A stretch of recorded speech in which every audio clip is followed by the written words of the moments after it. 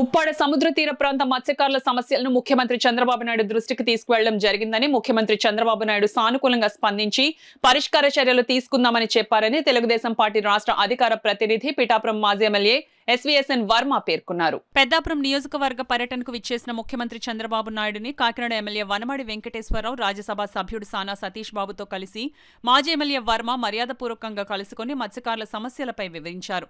ఈ సందర్భంగా మాజీ ఎమ్మెల్యే వర్మ మీడియాతో మాట్లాడారు.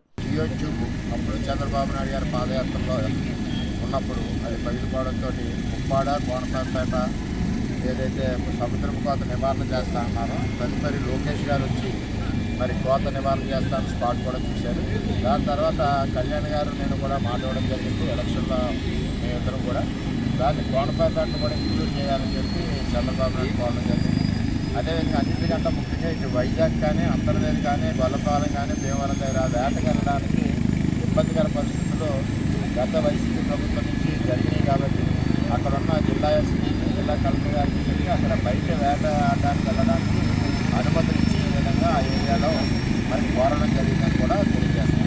సోనా బోట్లు ఏదైతే ఉన్నాయో సోనా బోట్లకు సంబంధించి మరి మిగిలిన చోట ఏ విధంగా ఇన్సూరెన్స్ సిస్టమ్ అదే ఉందో అదేవిధంగా పిఠాపురంలో ఉన్న బోట్స్ కూడా ఆ విధంగా ఇవ్వాలని చెప్పి గౌరవ ముఖ్యమంత్రి చంద్రబాబు నాయుడు గారిని కోరడం చంద్రబాబు